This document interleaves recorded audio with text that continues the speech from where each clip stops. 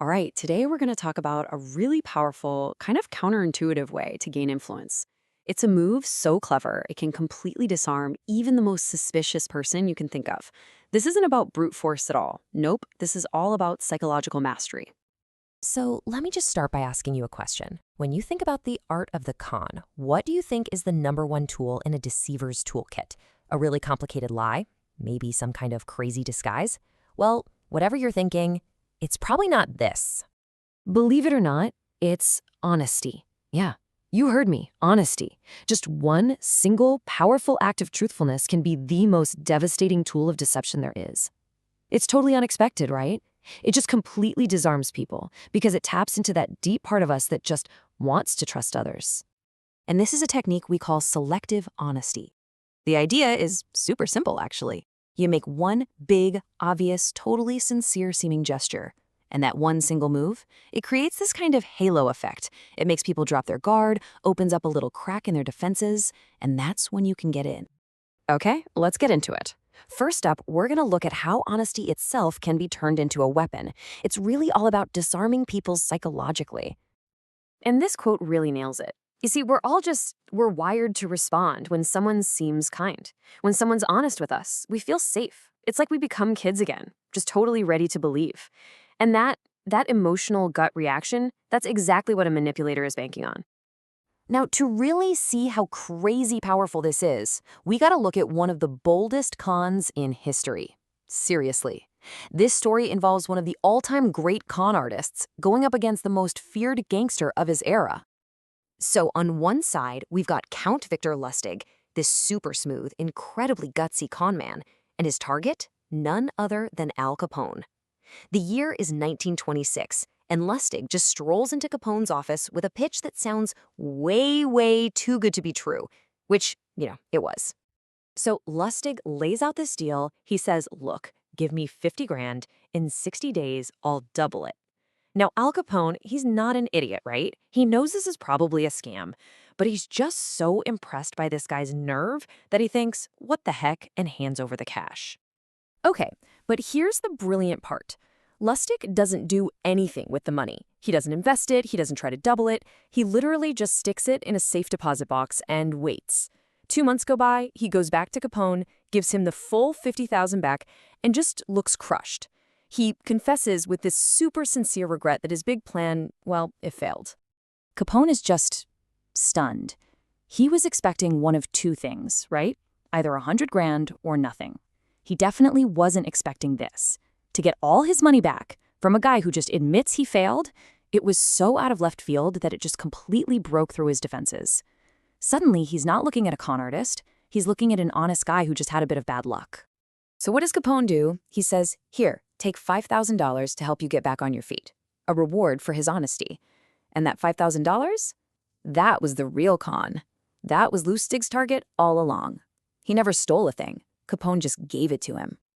So this whole give before you take thing, it's not new.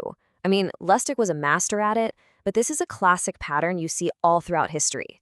It's all about making your target feel comfortable, softening them up before you make your real move. Actually, people were writing about this thousands of years ago. The Chinese philosopher Han Fei-Tzu said it perfectly. When you are about to take, you should give. That little gift makes it so much harder for people to notice what you're actually up to. And this idea of giving something, it can be a lot of different things. It could be a real gift, sure. Or doing someone a favor, some big generous act. Or, like we just saw with Lustig, it could be a really dramatic, honest confession. But whatever form it takes, the goal is always the same. Distract and disarm. I mean, what's the most famous example of all time? The Trojan Horse, right? It was this amazing gift, so incredible, that the Trojans just dropped their guard completely. They wheeled their own destruction right through the front gate.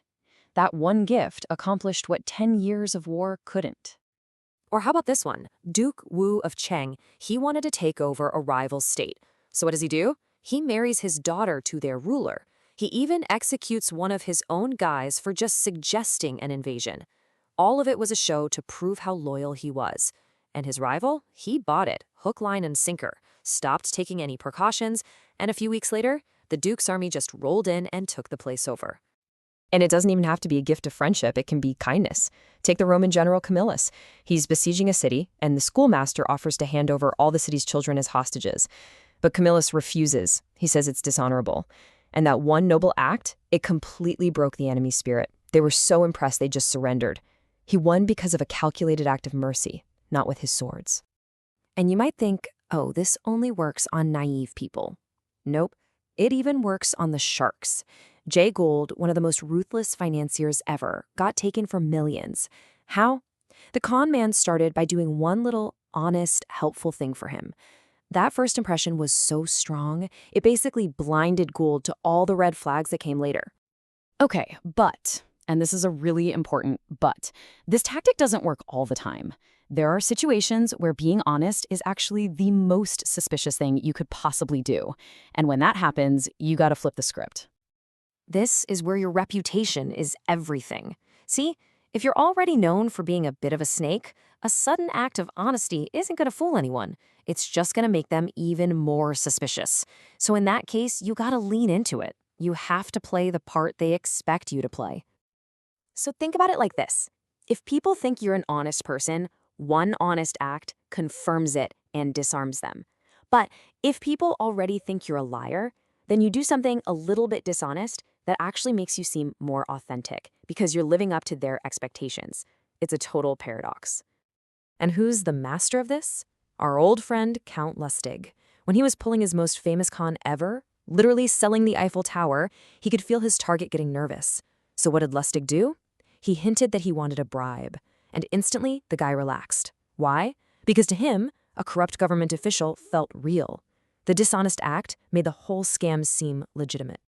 Then there's the French diplomat Talleyrand. He took it to a whole other level. He was so well known for being a liar that he would just lie openly about totally unimportant stuff. It created this constant cloud of confusion. Nobody could ever figure out when he was actually telling the truth versus when he was pulling a major deception. He literally turned his own bad reputation into a weapon. So all this kind of leaves us with a big question, doesn't it? These stories show that honesty and dishonesty, they're not always just about morality. They can be tools. So in the complex game of power, is sincerity a real virtue, or is it just another strategy?